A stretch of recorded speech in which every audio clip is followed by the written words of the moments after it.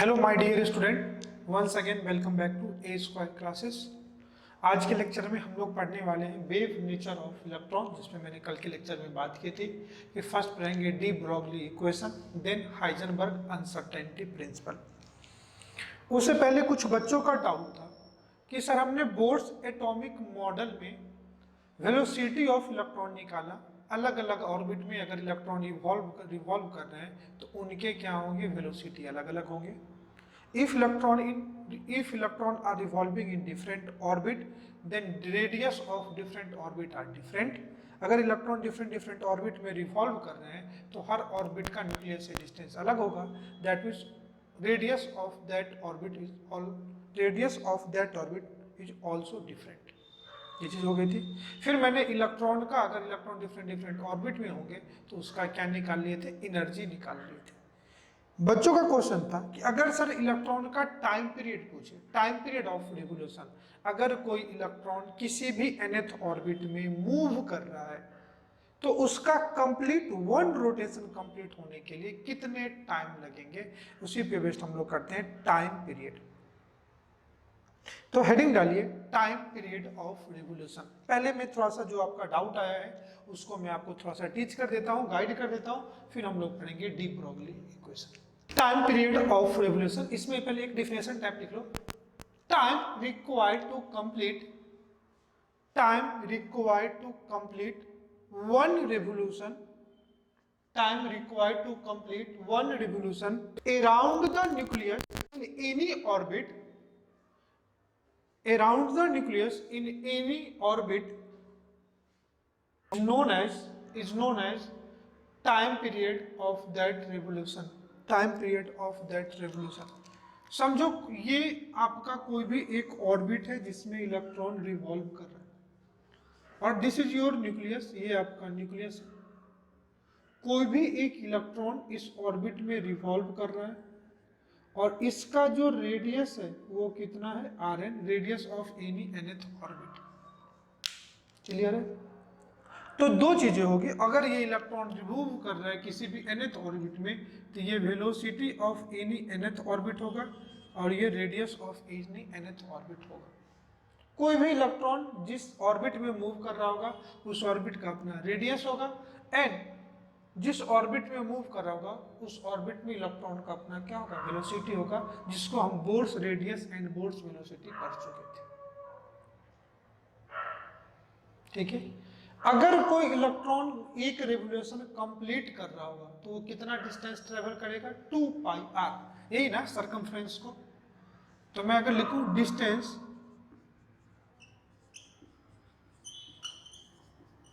Travel in one revolution,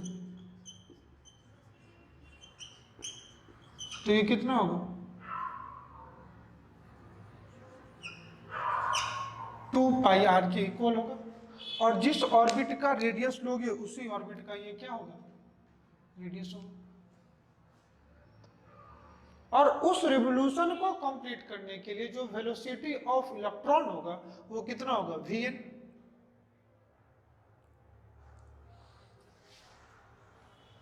अगर मैं लिखूं velocity of electron with which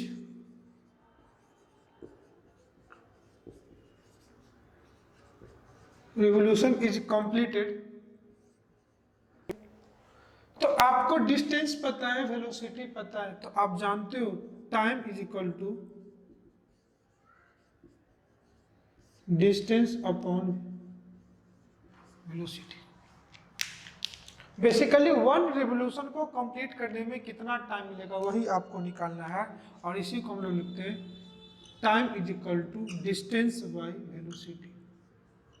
और ये जो टाइम है यही आपका क्या होगा, टाइम पीरियड। अब आइए मैं वैल्यू पुट कर दूं, तो अगर मैं वैल्यू पुट करता हूं तो ये time period t is equal to distance कितना हो जाएगा बेटा, 2πr upon velocity of nth orbit. अब देखो Bohr's radius and Bohr's velocity की हम लोग निकाल चुके थे। बोर्स रेडियस की वैल्यू कितना था, n स्क्वायर h स्क्वायर। आइए मैं वैल्यू पुट कर देता हूँ, वैल्यू को पुट कर दूं तो देखो ये 2π एज इट इज रहेगा ऊपर में, n square h square 4 e square n square h square upon 4 pi r square m Z e square that is the radius of any nth orbit. और नीचे में डाल दूं क्या, velocity of any nth orbit. देखना Bohr's radius में ये हम लोग वैल्यू निकाले थे, और velocity of any nth orbit कितना होगा, 2 pi square 2 pi Z e square upon n h. तो ये जो पार्ट है जिसको मैं ब्लैक पेन से सर्किल कर रहा हूँ, ये वेलोसिटी ऑफ nth ऑर्बिट था, और ये क्या था, radius of any nth orbit. अब जब दोनों को देखोगे तो ध्यान से देखो, ये 2 पाई ये 2 पाई क्या हो गया, कैंसिल, ये एन स्क्वायर और ऊपर जाएगा तो ये वैल्यू आ जाएगी, time period is equal to n cube h cube upon, नीचे में देखना ये 2 पाई कैंसिल हो गया, 4 पाई स्क्वायर एम, ये जेड इंटू ये z square upon e to the power 4, that is your time period. तो जनरली आपको याद रखना नहीं है, जैसे हम लोगों ने वेलोसिटी देखा था, radius of any nth orbit is equal to n square upon Z, और velocity of any nth orbit is equal to Z by n था। तो सिमिलरली आपको याद क्या रखना है, ये रिलेशन। तो जब भी टाइम पीरियड का रिलेशन पूछे, time period t is directly proportional to, simple आप याद रखना, n के power q upon z square, n cube upon z square. बस ये वैल्यू याद रखना, आपको जब भी क्वेश्चन आएंगे तो इस फॉर्मेट में याद आएंगे।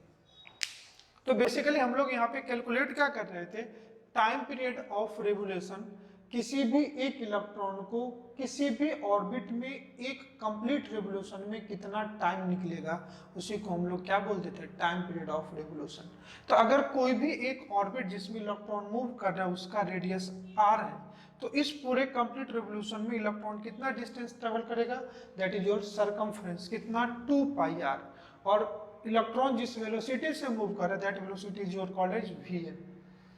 तो time is equal to distance travel upon velocity, t is equal to d by v। और यहाँ पे देख लो, तो टाइम डिस्टेंस की जगह 2 pi r n upon v N.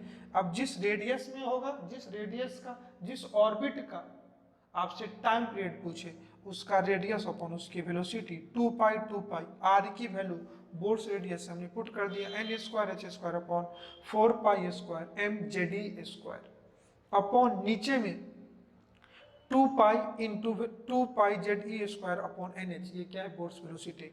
2 pi cancel, आपका टाइम पीरियड का फॉर्मूला आ गया, n cube h cube upon 4 pi square m Z square upon e to the power 4। इसमें देखना एच प्लांक्स कांस्टेंट है, ये टर्म्स क्या हो गया, constant, h 4 pi square m और e to the power 4 constant. तो आपका वेरिएबल क्या है, n square and z square. तो सिंपल याद रखना, time period is directly proportional to orbit number to the power cube and inversely proportional to atomic number का square. Clear है, इतना तक तो समझ में।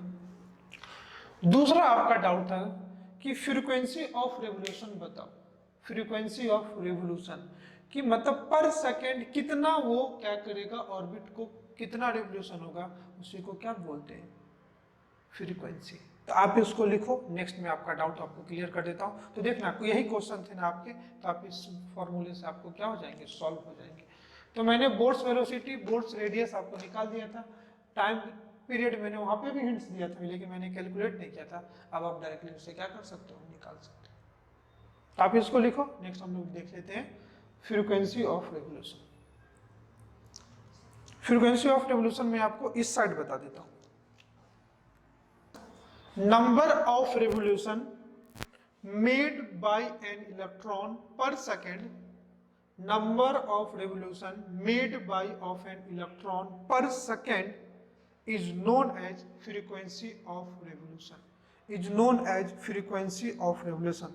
आप जानते हो कि जो फ्रीक्वेंसी होता है f is 1 upon time period, हम लोग पढ़ चुके थे कैरेक्टरिस्टिक प्रॉपर्टी ऑफ वेव में, फ्रीक्वेंसी टाइम पीरियड के इनवर्सली प्रोपोर्शनल होता है।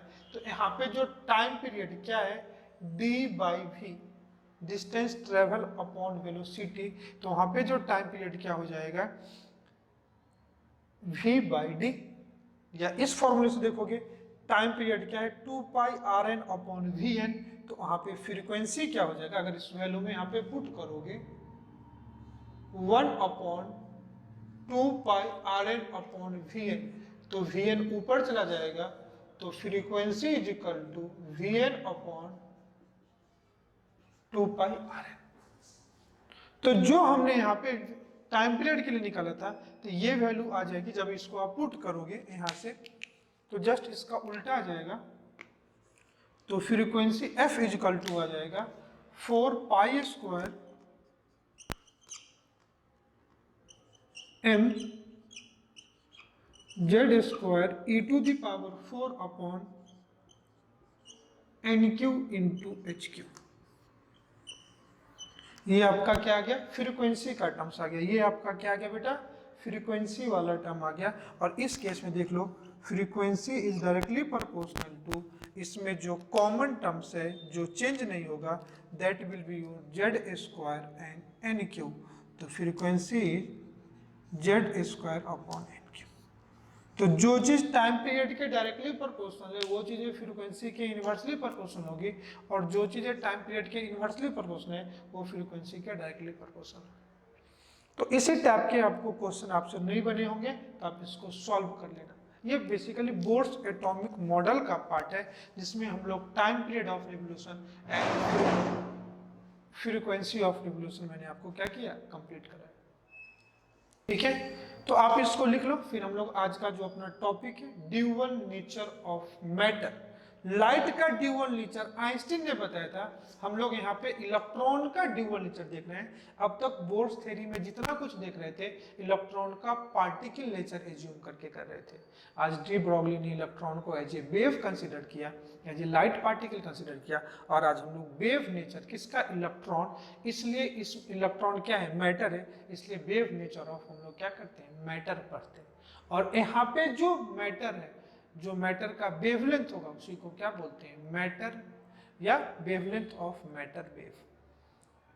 ठीक है, इससे पहले जो हम लोग वेव पढ़े थे that is electromagnetic wave given by Maxwell, और यहाँ पे जो वेव है दैट विल बी वो मैटर से मिल रहा है, इसलिए इसको मैटर वेव बोलते हैं। ठीक है, आप इसको आइए अपने सिलेबस में हेडिंग डालो ड्यूअल नेचर ऑफ मैटर। अब आइए आज के टॉपिक को हम लोग कंप्लीट करते हैं, dual nature of matter. Dual nature of matter मतलब अब तक इलेक्ट्रॉन को हम लोग एज ए पार्टिकल क्या कर रहे थे, कंसिडर कर रहे थे, बिकॉज इस इलेक्ट्रॉन का कुछ ना कुछ क्या था, कंसिडरेबल मास था।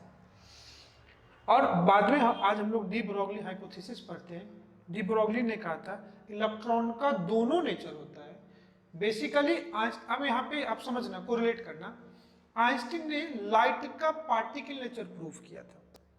आइंस्टीन हम लोग जानते हैं लाइट एक क्या है, वेव है। मैंने कहा था पार्टिकल और वेव का सबसे बड़ा डिफरेंस है कि पार्टिकल का एट ए टाइम एक ही एग्जिस्टेंस होगा, लेकिन वेव का एट ए टाइम एक से ज्यादा एग्जिस्टेंस होगा। आइंस्टीन ने कहा कि ये जो लाइट है इसका, ये तो वेव है, इसका पार्टिकल नेचर भी होगा, और आइंस्टीन ने इसको प्रूव करके दिया था E is equal to mc²। तो कई सारे लोग थे जो पार्टिकल का वेव नेचर डिस्कस करने थे। इसमें डी ब्रॉगली ने कहा कि अगर आइंस्टीन के अकॉर्डिंग वेव पार्टिकल हो सकता है तो पार्टिकल भी तो वेव हो सकता है। और डी ब्रॉगली ने यही काम किया था कि आइंस्टीन के थ्योरी के हेल्प से इन्होंने क्या किया था कि जो पार्टिकल है उसका वेव नेचर प्रूव किया था। यहाँ पे एक लाइन लिखना Einstein had suggested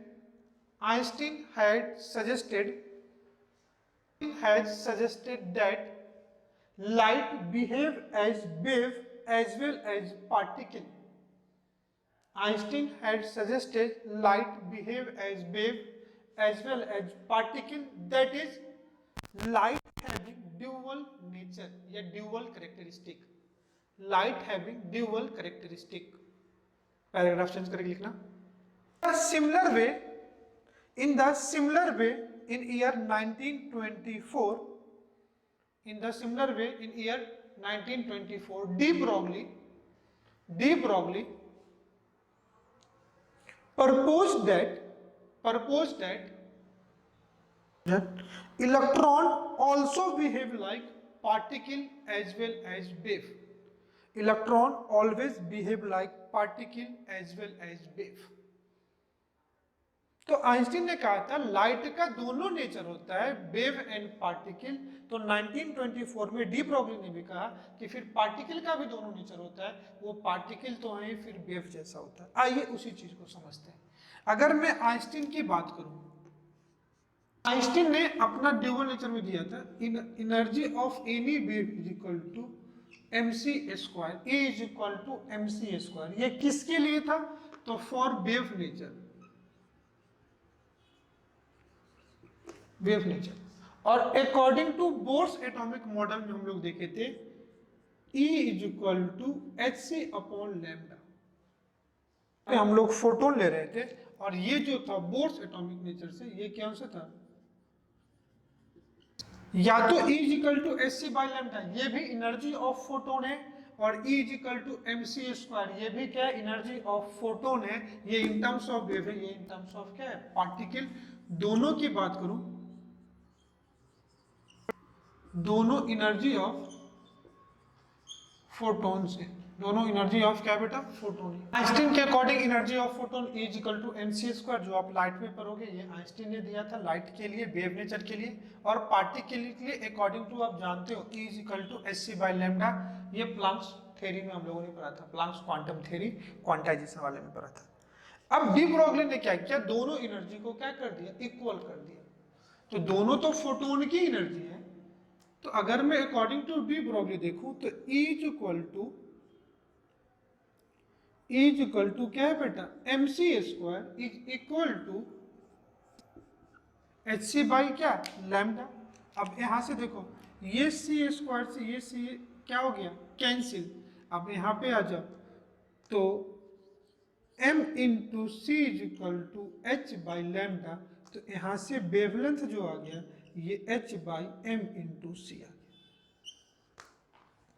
c basically है क्या, तो ये स्पीड ऑफ फोटोन है। मैंने कहा था in electromagnetic wave all the particle are travel with the speed of light. जो c बेसिकली यहाँ पे हम लोग देखा था, c ये क्या है, स्पीड ऑफ लाइट, क्योंकि जितने भी रेडिएशन होंगे वो स्पीड ऑफ लाइट से ट्रेवल करते हैं। तो कहीं ना कहीं यहाँ पे अगर फोटोन पार्टिकल है, जिसको मैं कह सकता हूँ वेलोसिटी ऑफ पार्टिकल, तो lambda is equal to h by m into c. और अगर आप फिजिक्स में जानते होंगे, मोमेंटम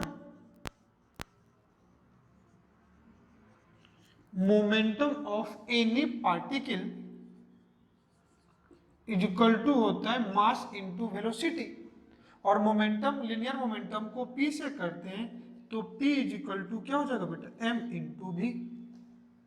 तो इसी इक्वेशन में अगर lambda h by m c के जगह ये लैम्डा मास बाई वेलोसिटी है, इसी को मैं डाल दूं तो ये फॉर्मूला आ जाएगा lambda is equal to h by p, where m क्या है, मास ऑफ पार्टिकल, m क्या है, मास ऑफ पार्टिकल, c क्या है, speed of particle, h Planck constant है, और ये क्या है, वेवलेंथ।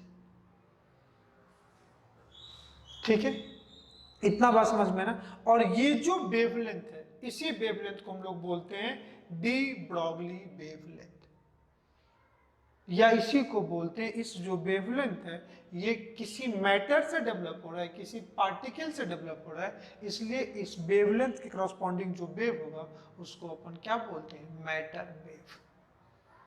यहां तक समझ में आया? आप इसको लिखो, फिर मैं एक लाइन लिखा रहा हूं, आप इसको लिखना। आपसे यहाँ पे मास ऑफ पार्टिकल भी पूछ दे, अगर आपसे इस इक्वेशन में मास ऑफ पार्टिकल पूछ दे, देखो ना, lambda is equal to h by m c, तो मास ऑफ पार्टिकल अगर आपसे पूछ दे, mass of particle m is equal to, cross multiplication कर दो, h by lambda into c. Mass of particle m is equal to h by lambda into c, that will be, आप क्या निकाल सकते हो, मास ऑफ पार्टिकल। यहाँ पे पहले आप इसको लिखो, फिर एक लाइन लिखना, In the similar way, de Broglie proposed that when particles are in motion, when any particle are in motion, they produce their wave. When any particle are in motion, they propose their wave, and wave associated with these particle or matter is known as matter wave.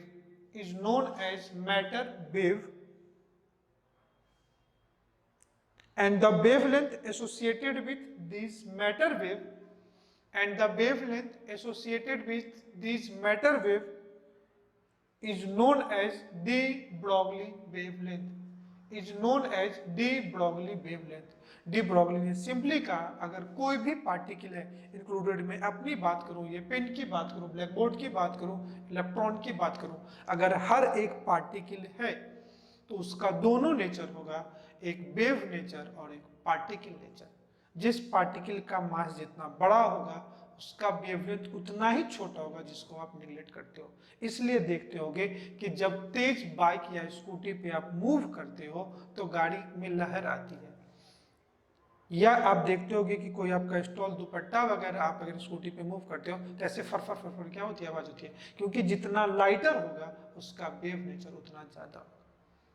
और according to मतलब अगर science की बात करें तो हर particle का दो nature होता है। ब्रह्मा ने कहा जिसका जो नेचर चाहता होगा वो उसी फॉर्म में एग्जिस्ट करेगा। तो अगर मैं अपनी बात करूं, मेरा मास ज्यादा है इसलिए मेरा क्रॉसपॉन्डिंग जो वेवलेंथ होगा वो काफी स्मॉलर होगा, इसलिए हम अपने आप को पार्टिकल एज्यूम करते हैं।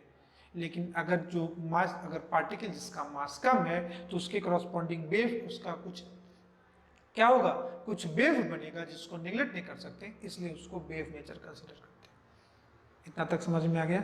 डी ब्रॉगली ये कहा कि अगर कोई मैटर है तो उसका क्या होगा, वेव नेचर होगा, और उस मैटर से जो क्रॉसपॉन्डिंग वेव होंगे उसी को क्या बोलते हैं, मैटर वेव, और उस मैटर वेव का जो वेवलेंथ होगा उसी को क्या बोलते हैं, डी ब्रॉगली वेवलेंथ। समझ में? इससे पहले इलेक्ट्रोमैग्नेटिक वेव में आप वेव का वेवलेंथ पढ़ते हैं, यहाँ पे जो मैटर के कारण, मास वाले पार्टिकल के कारण जो क्रॉसपॉन्डिंग वेव होगा उसी को आप क्या बोलते हो, wavelength. According to de Broglie wavelength associated with a particle of mass m, according to de Broglie, the wavelength associated with a particle of mass m moving with velocity v, particle of mass m moving with velocity v is given by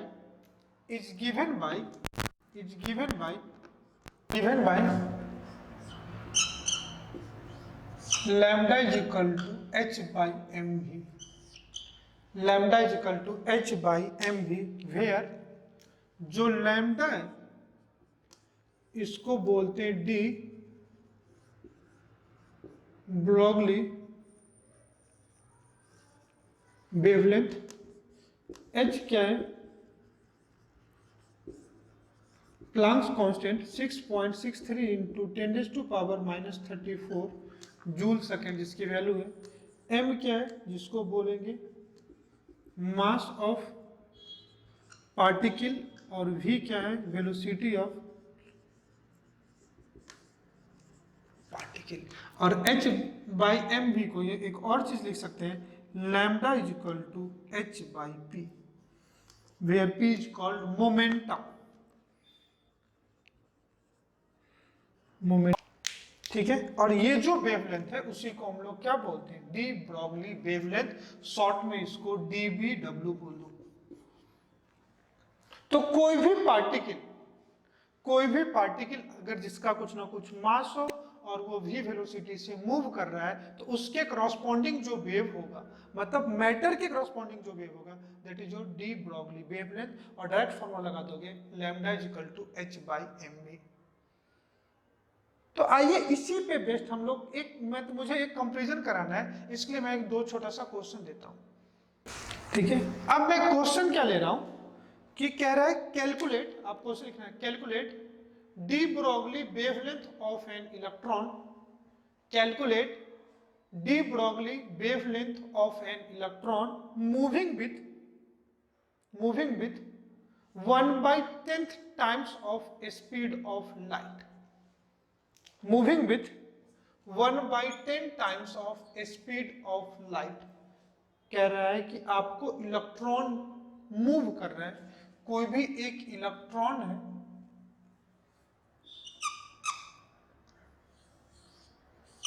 जो move कर रहा है 1/10 of into सी, जिसको speed of light बोलते हैं। तो इसका D Broglie wavelength बताओ। अगर मैं इसका वेवलेंथ निकालूं, ध्यान से देखो, lambda is equal to h by m v, तो h की value 6.63 into 10⁻⁻34 joule second upon mass of electron 9.1 10⁻⁻31 kg into velocity 1/10 into 3 into 10⁸ 1/10 into 3 ये क्या आ गया, मीटर पर सेकेंड। अब आप इसको सॉल्व कर लो। जब आप इसको सॉल्व करोगे तो ध्यान से देखो, ये 10 से ये क्या हो जाएगा 10⁻7, नीचे में ऊपर में कितना हो जाएगा 6.63, नीचे में 9.1 इंटू 9.1 इंटू 3। अब नीचे में देखो, ये +7 ऊपर जाएगा तो -7 है, तो इसको देख लो, ये -31 ऊपर जाएगा तो कितना हो जाएगा +31, -34 और प्लस, इन दोनों को देखना पहले, -34 और ऊपर जाएगा तो ये +31, तो यहाँ से कितना हो जाएगा -3 और ये +7 ऊपर जाएगा तो -7, तो कितना हो जाएगा 10⁻⁻10 10⁻⁻10,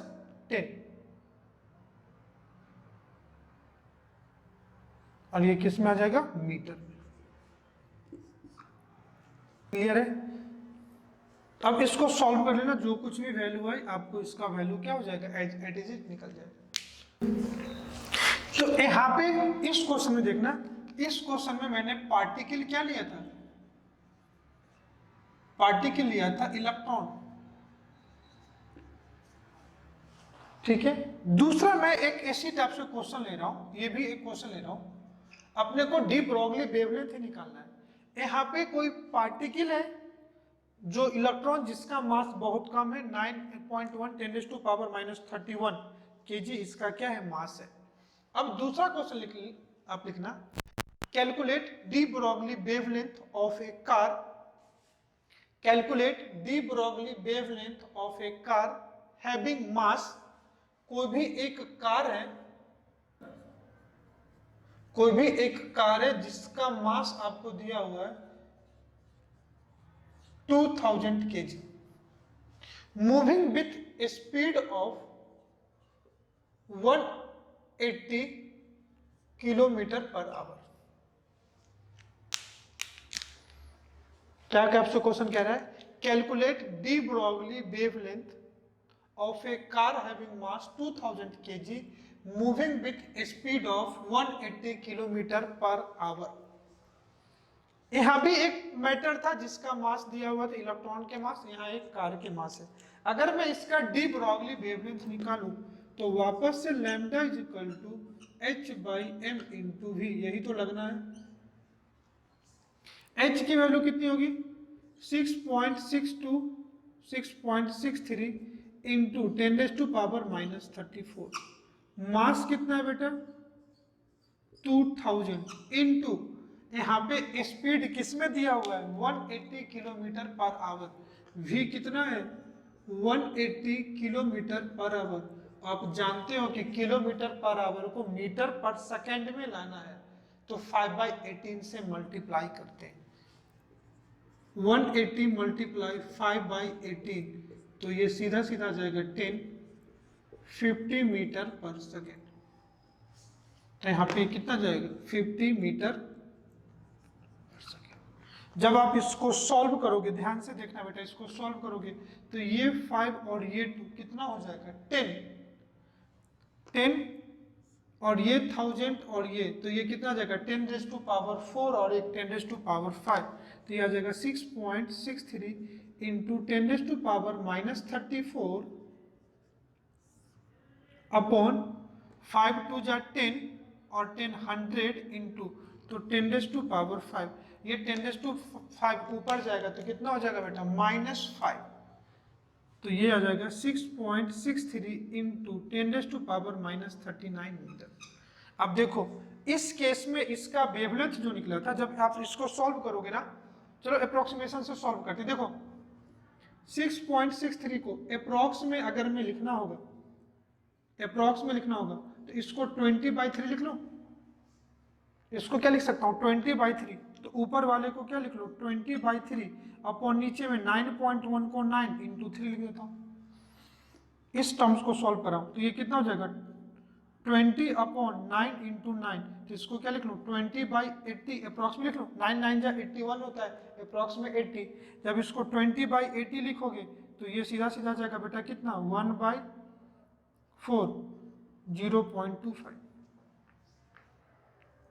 कितना आएगा 0.25, तो इसका आंसर लिखोगे तो ये आ जाएगा 0.25 इंटू 10⁻⁻10 मीटर।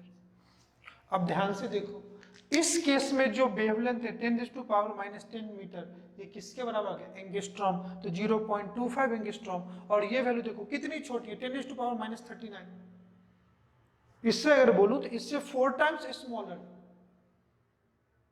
इसलिए अगर किसी पार्टिकल का मास ज्यादा है, इस टाइप के पार्टिकल जिसका मास कम हो, इसको बोलते हैं माइक्रो पार्टिकल। ध्यान से सुनना, जो इलेक्ट्रॉन है इसको अपन बोलते हैं बेटा माइक्रो पार्टिकल, और वैसे पार्टिकल जिसका कुछ कंसिडरेबल मास हो इसको बोलते हैं मैक्रो पार्टिकल। तो जो माइक्रो पार्टिकल मास कम है उसका क्रॉसपॉन्डिंग कुछ ना कुछ क्या होगा, एक सिग्निफिकेंट मतलब सफिशिएंट वेवलेंथ होगा, लेकिन जो मैक्रो पार्टिकल है उसके आपको वेवलेंथ नोटिस नहीं होगी क्योंकि काफी छोटा वेवलेंथ है 10⁻39 मीटर। इसलिए जो डी ब्रॉगली वेवलेंथ है ये एप्लीकेबल फॉर माइक्रो पार्टिकल और मैक्रो पार्टिकल, तो ये मैक्रो पार्टिकल के लिए एप्लीकेबल है। क्लियर है? बस मैंने एक क्वेश्चन के फॉर्मेट में मुझे वेवलेंथ को कंपेयर कराना था, तो आप पहले दोनों क्वेश्चन को लिखो। यहाँ पे क्या था डी ब्रॉगली वेवलेंथ, क्वेश्चन में रिपीट करता हूं, of an electron moving with 1/10 velocity of या स्पीड ऑफ लाइट, और यहाँ तक calculate de Broglie wavelength of A car having mass 2000 kg moving with 180 km/h। ठीक है, तो इन दोनों के क्वेश्चन से आपको क्या ऑब्जर्वेशन निकला, इस ऑब्जर्वेशन को लिखना इसमें। अब दोनों क्वेश्चन को लिखो फिर इसका ऑब्जर्वेशन लिखो।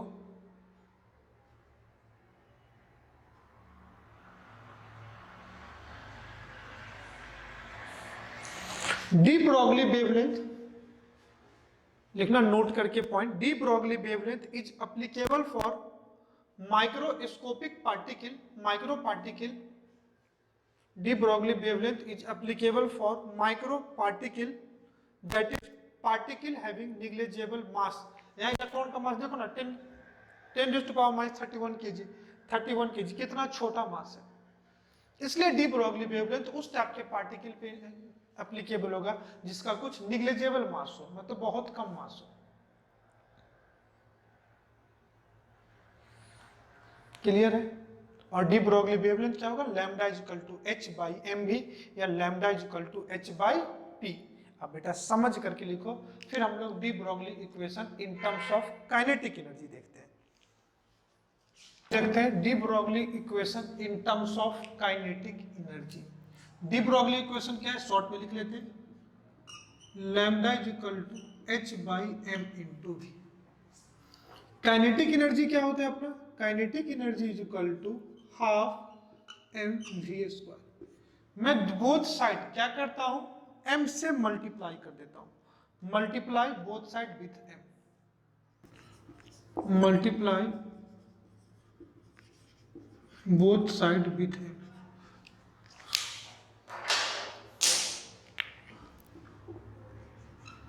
दोनों साइड में m से मल्टीप्लाई कर देता हूं, तो ये क्या हो जाएगा, kinetic energy into m is equal to 1/2, इसको m से मल्टीप्लाई करोगे तो m स्क्वायर v स्क्वायर, 2 को इधर ले आओ तो ये क्या होगा 2m into kinetic energy is equal to m square into v square, 2 को यहाँ लाया तो 2m इंटू काइनेटिक एनर्जी को ब्रैकेट में ले लेता हूँ, तो m into v is equal to क्या जाएगा root under 2m into kinetic energy, 2m into क्या काइनेटिक एनर्जी। और इसी इक्वेशन में डायरेक्टली मैं यहाँ से mv की वैल्यू पुट कर दूँ इस इक्वेशन में, तो ध्यान से देखो आपका इक्वेशन क्या आ जाएगा, de Broglie wavelength is equal to h by 2m into kinetic energy root under.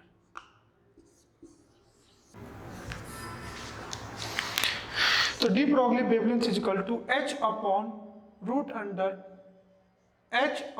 Root under 2m into kinetic energy. अगर आपको किसी भी पार्टिकल का मास और वेलोसिटी गिवन है तो आप directly lambda is equal to h by m v लगा दोगे, क्लियर है। अगर आपको काइनेटिक एनर्जी गिवन है, क्या गिवन है काइनेटिक एनर्जी गिवन है, तो आप पहले क्या करते, इससे वेलोसिटी निकालते फिर उसमें पुट करते, या डायरेक्टली आप इसी इक्वेशन को पुट कर सकते हो, lambda is equal to h upon root under 2m into kinetic energy.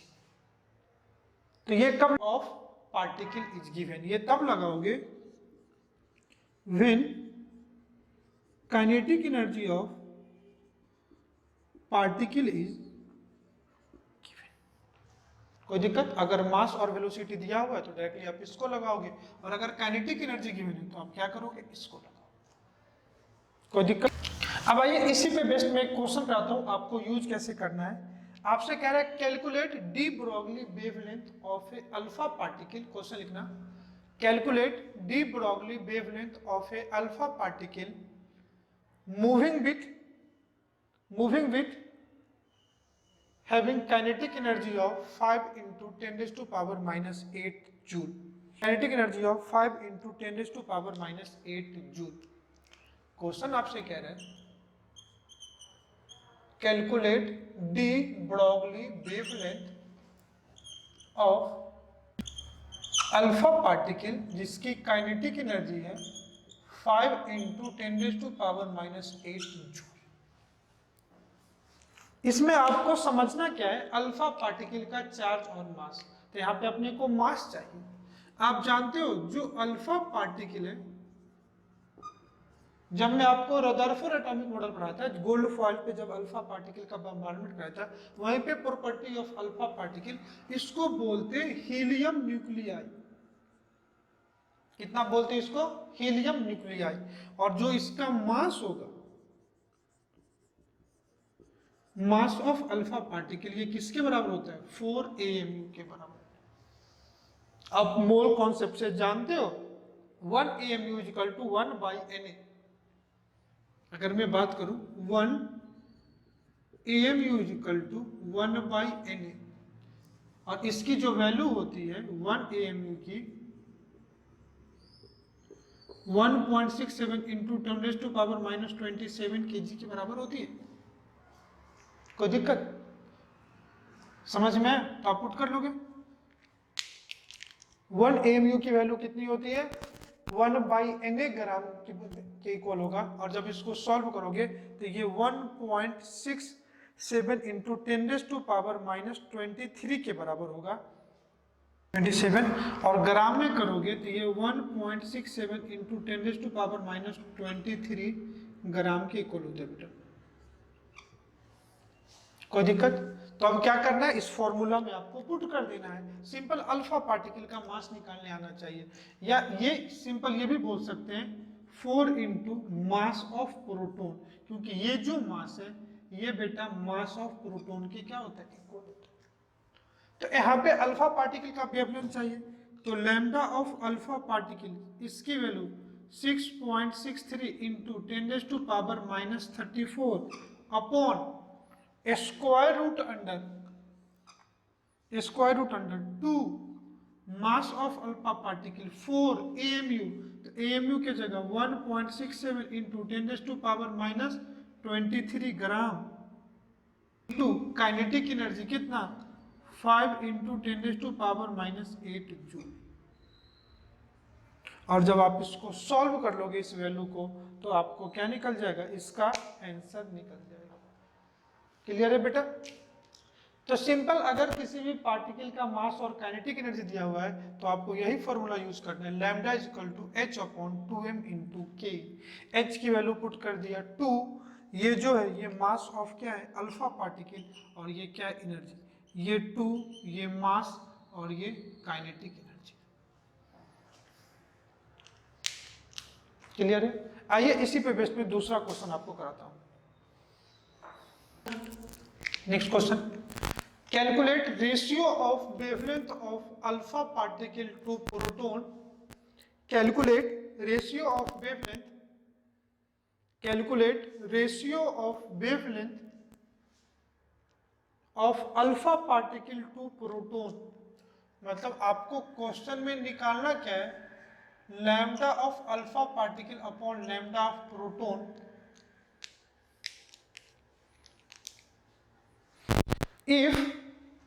if their kinetic energy ratio is 1/4, if their kinetic energy ratio is 1/4, मतलब ये आपको निकालना है, और kinetic energy of alpha particle to kinetic energy of proton is equal to 1/4, ये आपको बेटा given है।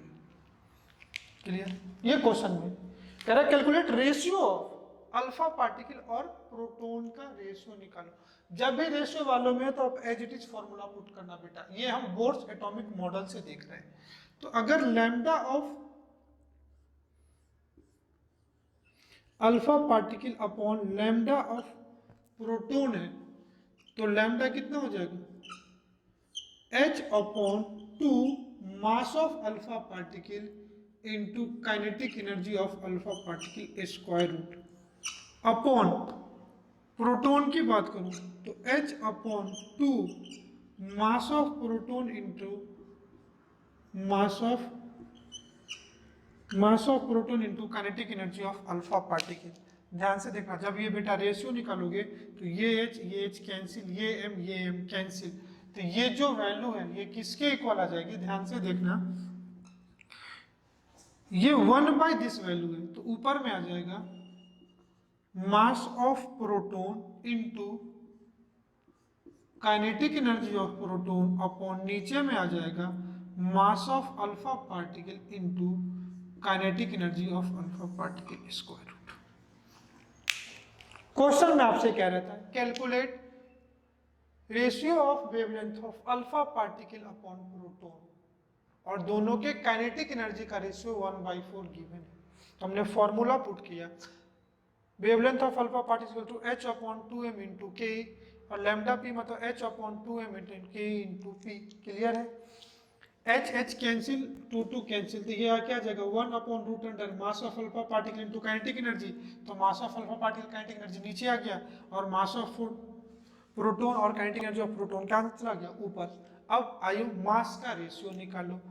अभी आप जानते हो, अगर मैं मास के रेशियो की बात करूं तो अल्फा पार्टिकल का जो मास होता है बेटा ये कितना होता है 4 AMU, और 1 AMU जो होता है 4 इंटू 1.67 इंटू 10⁻⁻24 ग्राम के बराबर होता है, जो ये जो मास है ये मास ऑफ प्रोटॉन के बराबर होता है। तो अल्फा पार्टिकल का मास प्रोटॉन के मास का 4 टाइम्स होता है। ठीक है, तो अगर मैं कह दूं mass of proton upon mass of alpha particle is equal to, तो ये क्या हो जाएगा 1 AMU अपॉन क्या 4 AMU, तो ये कितना हो जाएगा 1/4। तो इसकी वैल्यू कितना आ जाएगी बेटा, ध्यान से देखना, 1/4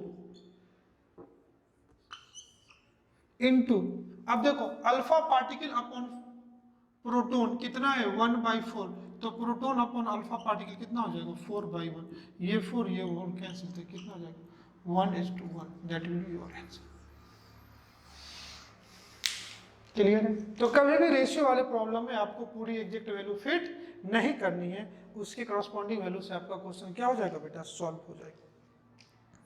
ठीक है, तो पहला हमने डी ब्रोगली जो वेवलेंथ था वो मास और वेलोसिटी के टर्म्स में देखा, दूसरा हमने काइनेटिक एनर्जी के टर्म्स में देखा। De Broglie wavelength in terms of potential, basically Davisson and Germer का एक्सपेरिमेंट था।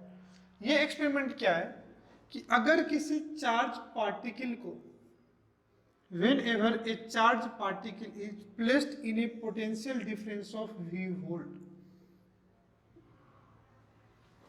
मैं एक्सटर्नल पोटेंशियल जो डाल रहा हूं बेटा ये v वोल्ट है, ये पॉजिटिव है ये निगेटिव है, तो this is your positive terminal of battery, this is your negative terminal of battery. अगर किसी चार्ज पार्टिकल, समझो ये चार्ज पार्टिकल इलेक्ट्रॉन है, अगर आप इस इलेक्ट्रॉन को इसमें डालोगे तो ये इस पे एक फोर्स लगेगा और ये इधर से इधर की तरफ मूव करेगा। ठीक है, इधर की तरफ ये क्या करेगा, मूव करेगा। इनिशियली ये चार्ज पार्टिकल रेस्ट में है, तो यहाँ पे सबसे ज्यादा इसकी काइनेटिक एनर्जी क्या होगी, मैक्सिमम। कहता है when A charge particle is placed in electric potential of V या E, कुछ भी लो, V volt, then their maximum kinetic energy will be, या then energy of these electron is equal to Q in charge into potential। लिखना, whenever a charge particle is placed in, whenever a charge particle is placed in a potential difference of V volt, then energy of that charge particle is equal to E is equal to charge into potential. और इस case में जो इसकी kinetic energy होगी, kinetic energy ये Q into V होगी। Where there maximum kinetic energy, Q क्या है, चार्ज है, V क्या है, पोटेंशियल।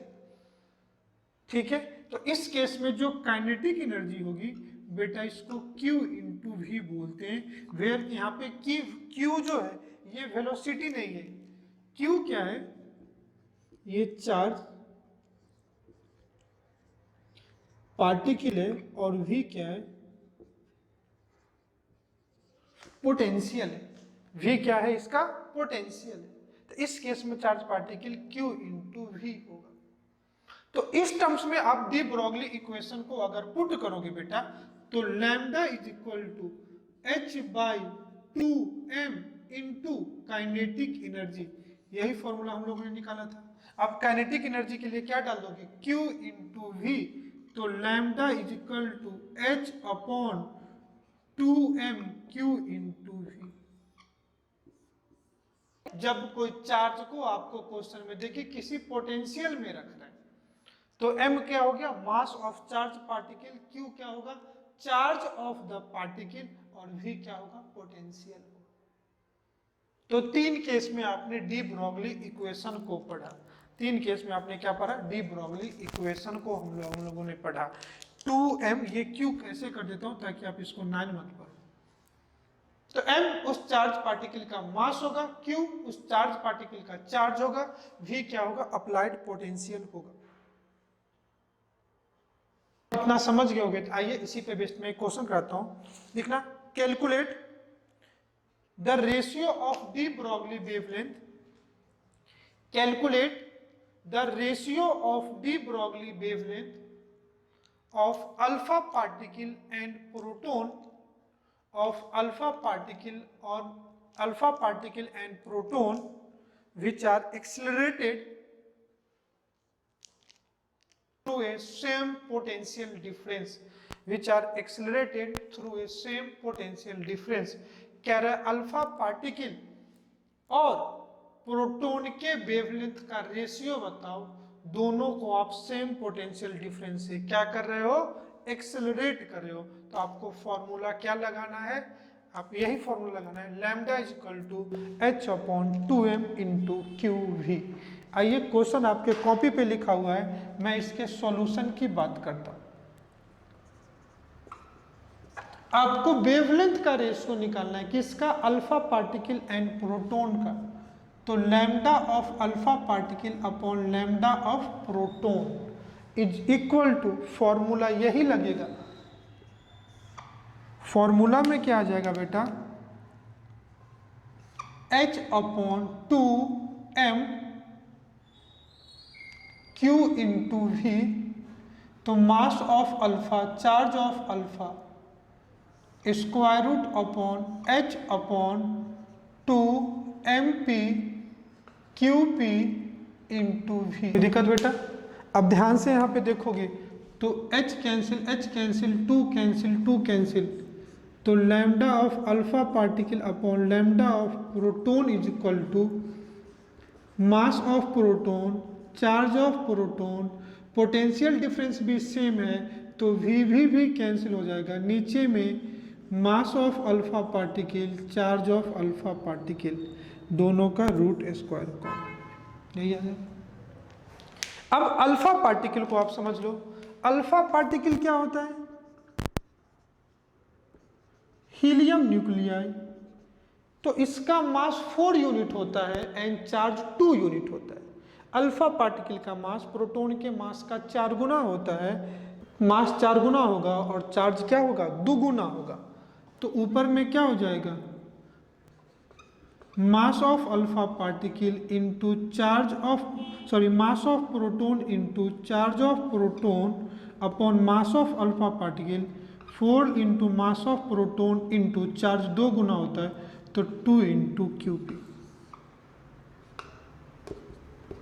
तो MP कैंसिल, QP कैंसिल, तो कितना जाएगा, रूट अंडर 1/8।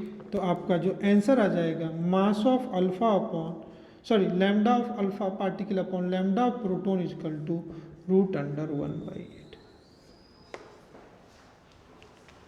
क्लियर है? आई होप आपको इतना क्या आ गया होगा, समझ में आया होगा। बिल्कुल आसान था। एक बार फिर से रिकॉल कर देता हूं। कह रहा है अल्फा पार्टिकल का चार्ज कितना होता है, 2 यूनिट होता है और मास 4 यूनिट होता है। तो प्रोटॉन के मास से इसका मास 4 टाइम्स होगा और चार्ज 2 टाइम्स होगा। बाकी चीजें जो कॉमन थी, सेम पोटेंशियल डिफरेंस एक्सेलरेट कर रहे हैं तो पोटेंशियल क्या होगा, इक्वल। तो सीधा सीधा आ गया wavelength of alpha particle upon wavelength of proton is equal to ये mass of proton into charge of proton upon mass of alpha particle into charge of alpha particle. Value put करके answer निकल गया 1/8 times. तो आज के lecture में बेटा हम लोगों ने देखा डी ब्रोगली इक्वेशन या ड्यूअल नेचर ऑफ मैटर। अगर कोई मैटर है तो उसका पार्टिकल नेचर भी होगा और वेव नेचर भी होगा। वेव नेचर कब होगा, माइक्रोस्कोपिक पार्टिकल जिसका मास निग्लिजिबल है, उसका कुछ ना कुछ बेस होगा और उसका करस्पॉन्डिंग जो वेवलेंथ होगा उसी को क्या बोलेंगे, डी ब्रोगली वेवलेंथ, और उस वेव को बोलते हैं मैटर वेव। और वेवलेंथ कितना होगा, h/m इंटू वी या h/p होगा। अगर काइनेटिक एनर्जी के टर्म्स में देखो तो h upon root under 2m into kinetic energy, और चार्ज इंटू पोटेंशियल के टर्म्स देखोगे तो h upon root under 2m into q into velocity. उससे पहले मैंने आपको क्या बता दिया था, टाइम पीरियड बता दिया था एंड उसका फ्रीक्वेंसी बता दिया था। किसी भी बोर ऑर्बिट में किसी भी इलेक्ट्रॉन को एक कंप्लीट रिवोल्यूशन लगाना है तो इस पे हम लोग नेक्स्ट लेक्चर में बात करेंगे हाइजेनबर्ग अनसर्टेनिटी प्रिंसिपल। उससे पहले मैं डी ब्रोगली का बोर्स के साथ रिलेशन बता दूंगा, मतलब relation between bore atomic model and D Broglie equation, मतलब ड्यूअल नेचर ऑफ लाइट, फिर हाइजेनबर्ग अनसर्टेनिटी प्रिंसिपल और कुछ क्वेश्चन भी करा दूंगा। आई होप आज का लेक्चर आपको काफी अच्छे से समझ में आ गया। मतलब हम लोग wave nature, dual nature of matter में पहला आज हम लोगों ने पढ़ा de Broglie equation. As usual lecture कैसा लगा आप मुझे बताइएगा जरूर। आप कंप्लीट नोट्स बनाइएगा, जो पॉइंट समझ में ना आए बेटा आप उसको समझ करके लिखना, दोबारा से लेक्चर देखना, जरूर समझ में आएगा। जहां तक क्वेश्चन पोर्शन कंप्लीट हो गया आप उसके डीपीपी और एक्सरसाइज जरूर सॉल्व करिएगा। इतने देर तक लेक्चर को सुनने और समझने के लिए बेटा बहुत बहुत धन्यवाद। Have a nice day.